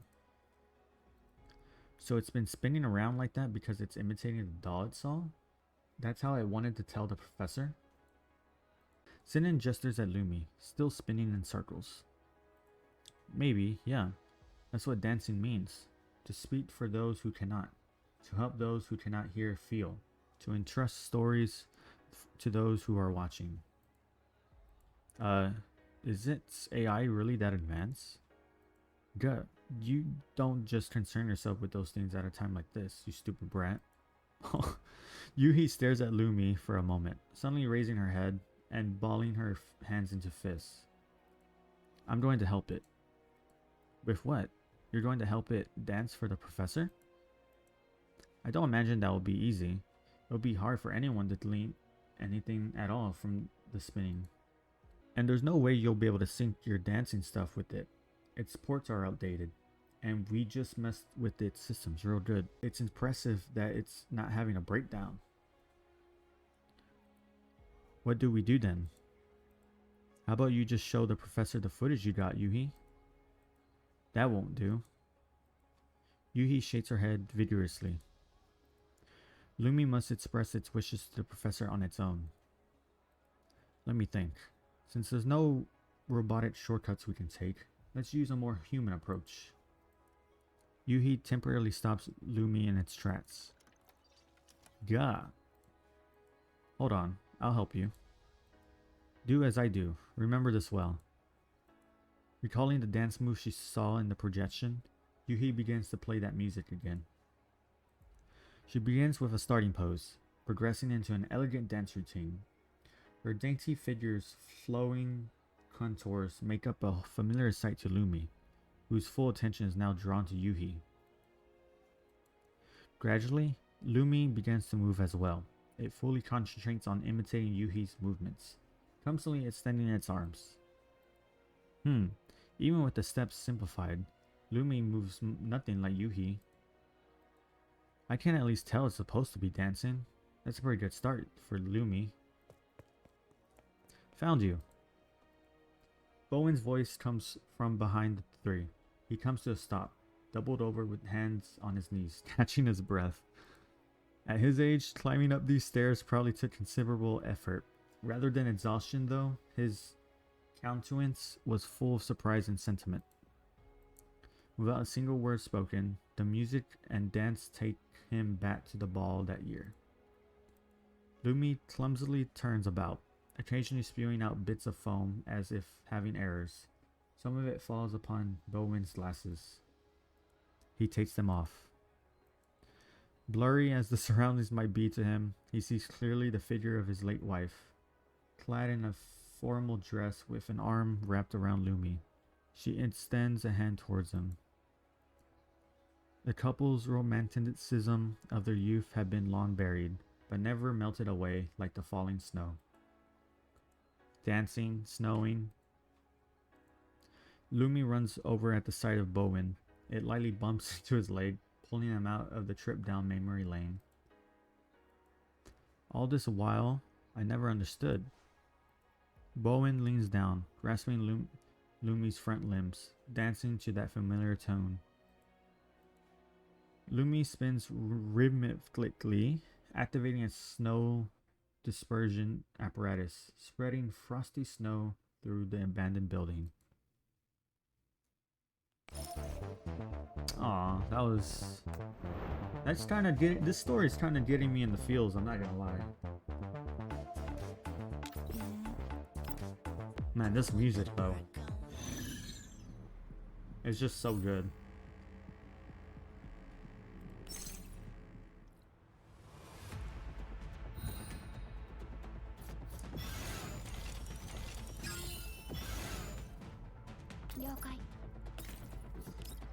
Alright, can we take everybody out? Sort of. What if we do this? Oh yeah, that's really good actually. Oh my god. Oh, because it's a new day, I forgot.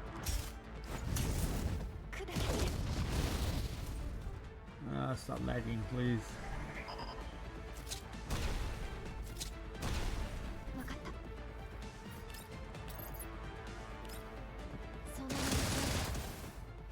I think she'll be able to hit him, right? We'll do this. Yeah, we'll do this because I don't want to lag my game again. Nice.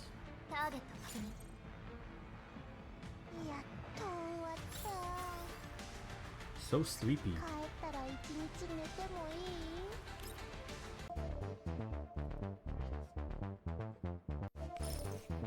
Alright, I thought we would be able to do this one, but I guess we have to do this last one and should be good.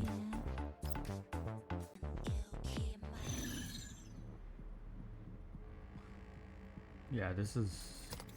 yeah. Oh man. Alright, how are we gonna do this?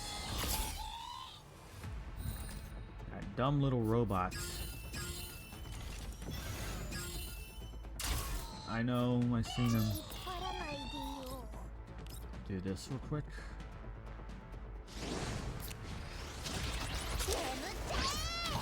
Nah, that animation goes hard. I'm not gonna lie. That shit is awesome. Oh, that's actually exactly what I want. Kind of. Not gonna be able to hit that guy. But it's fine.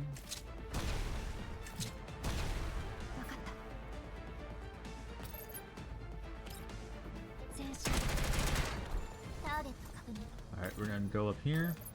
Take out this guy. Yeah, when I did the challenge and I did the boss fight, I've been using supports, specifically Klukai, specifically ones that had tier 6. And let me tell you, that does not help. Even with how strong she is.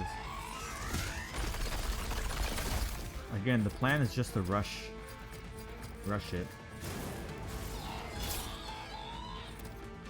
And the fact that it cleanses itself, oh man, that's really annoying. Okay, we're just gonna pour everything that we... Oh, okay, never mind. Thought this was gonna be a little bit more difficult because it's behind cover.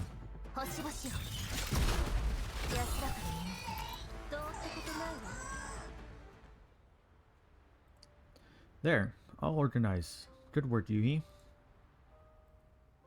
I should be the one saying that, Commander. All of the redundant data is gone, and I feel so much better for it. Thank you. I prepared a present for this, actually. A present? No need, really. Keeping everyone in good shape is my duty as a commander. Oh, it's nothing expensive. I made it myself.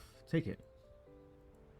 Yuhi retrieves a box from the shelf behind her, producing a flower pieced together with mechanical parts. The flower stem and cadlets were constructed with levers and gears. The petals with a granite of copper, and the stamen with smatterings of shattered crystal. Much time was dedicated to this present. Might this be a hibiscus? Yeah, it's about that time of year, and I wanted to give you flowers too. I'm told that the hibiscus signifies gentleness and resilience. I wanted to use it to express my gratitude for your efforts in treating everyone gently, including me. But a metal flower will never wilt, which means that I'll never be separated from you. Aw. I accept the gentle, glinting metal flower, the faint light upon its petals warm and pleasant. Thank you. I will treasure it.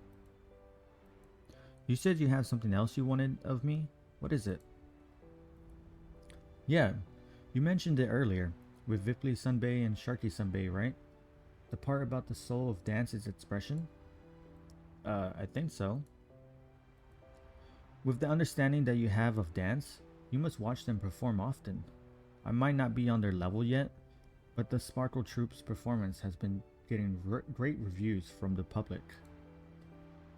Commander, you should come see us dance too. Of course, but do I only need to watch? You think that's too easy, Commander? Then you should clap loudly and liven up the atmosphere with everyone. Hehe, I'm just kidding. So long as you enjoy yourself and feel what I'm trying to get across to you. Yuhi's eyes shine with light, her mane one of absolute passion. Such faith in remaining steadfast sways me as well. In a time as cruel as ours, this passion will forever be of inestimable value. Alright, I'll take you up on that. Aw. Meshi, she's so cute.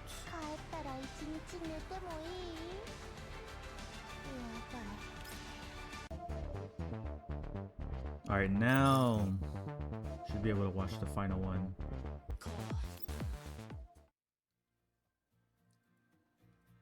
The Satellite City Pri 01's Convention Center, open air amphitheater on a clear evening. Jesus, that was a mouthful. The sky grows darker and darker, but the city's convention center only becomes more lively. Proceeding backstage with VIP passes, Nagan and Senin find Yuhi in the middle of placing the finishing touches on the performance with Lumi and Professor Bowen. Yuhi, we're here. Ah, the professor's here too. Are the preparations for the upcoming performance complete? I'm finished with adjusting the equipment. Yep, everything's in place. I'm feeling good today. I won't disappoint everyone. Oh, right. Happy holidays, everyone. Yuhi produces a basket as she speaks, scattering the multicolored petals inside through the air. Whoa, don't just scare people like that. Hehe, that's something we're going to bring out on stage. You guys get a sneak peek. Happy holidays. Thank you for inviting us to the show. I hear the tickets were rather difficult to get. The gimmick of artificial snow pulled in a lot of the audience. I hear that the idea came from that senior of yours. If the chance ever arises, please do introduce me to that business genius. Do you mean Sharky Senbei? She was originally going to come as well, but some stuff came up at the cafe she works at. But check this out. Yuhi spins around happily. Sharky Senbei gave me this bow tie on the back of my dress. Whoa, that looks amazing. Does every doll who knows how to dance or sing also do handicrafts? Hehe. Not only is she good at crafts, she's also a makeup whiz. When I meet you guys, before I did, rather, I was talking to her on the phone. Lumi caused some trouble, so I hung up. I thought she would be angry. But after I told her about the circumstances, she complimented me instead. So she's a competent senior too. I really must speak to her if the circumstances allow. Right, Professor. How's Lumi been? Any further incidences? After you lot described the cause, I ran some more chats on the central systems and spoke to a friend in the field. There shouldn't be any further issues. Gurgling. After things are stable, could Lumi's original be put into production nets? That's still a ways off. After this performance is over, I'll still be deleting the overflowing data in Lumi again, and recompiling the source code. What a shame. That's technology Renee left behind. Bowen smiles and nods, turning to the silent Lumi at his side. A shame indeed, but keeping Lumi in good operating order is most important. I know Renee's wishes now, anyway. She'll always be by my side, like Lumi. I'll have no regrets. Yuhi nods as the backstage staff begin to call for the dancers to get into position. Sorry, it's about time. I need to go prepare for the show with Lumi and the professor. Your tickets are for the VIPs in the VIPs. Get ready to catch every mesmerizing move of Lumi's performance up close. Lumi's going to be performing on top of providing the snow? Yeah, after that experience of ours, I had a change of mind in regards to the routine. So I made some changes. I asked the professor to help me train Lumi too. Just sit and watch. We'll be off then. Alright, we'll cheer for you. Leaving Yuhi to her business, Naga and Senen returned to the audience seating area, finding their spots. Whoa, VIP indeed. What a view. Yeah, I don't even have to stand on my tippy toes to see the whole amphitheater. Not bad at all. What's going on? It's all black all of a sudden. Did they turn off the lights? No, they haven't. Could your visual modules really be getting that old? But I had them checked a few days ago. That shouldn't be the case at all. A procedural failure then. I think permanent loss of vision might be in the cards. No way, right? I've never heard of that happening to a doll. Help me, Sinin. I'm just kidding. I'll stop messing with you. Sinin chuckles mischievously, taking the gun's hat off on the top of her head. Sinin. Gritting her teeth, Nagant begins to reach for Sinin's collar. The latter immediately passes over the hat in her hand. Made out of felt, the hat's celebratory colors are adorned with little flowers of yarn. This is the limited edition hat you always wanted. I bought it as a holiday gift. About as much as the flowers the professor gave us were worth, right? Yeah, all of the money from the sales went into this hat. Aw. You were hesitating, so I went and bought it for you. Money is just money. We can always make more. But we missed this hat, and it's gone forever. Thanks. No need to thank me. Just mark me for an extra overtime pay in the future. Sigh. I feel like such a failure. My junior beat me to giving a gift. When the show ends, I'm going to go pick out a proper present for you too. I'll be waiting then. As they chatter, the lights in the venue converge on the stage. The elevator in the middle gradually rises, and Yuhi takes the stage first with her basket of flowers. Good evening, everyone. Before we get started, we have a few little presents for everyone. Make sure you catch them. Everyone, happy holidays. Yuhi snaps her fingers, sending many red drones flying through the venue, strewing candy and flower petals towards the audience. Hayup. The gaunt leaps upwards, easily claiming a pack. You don't like candy at all. Why are you going for those? It's all in the holiday spirit. Take this. The show's about to start. Stuffing the candy into Sinan's hands, the gaunt looks towards the stage with excitement. As the candy pulls the audience attention, a cart full of flowers slowly rises to the middle of the stage. I gotta take a picture of this, of course.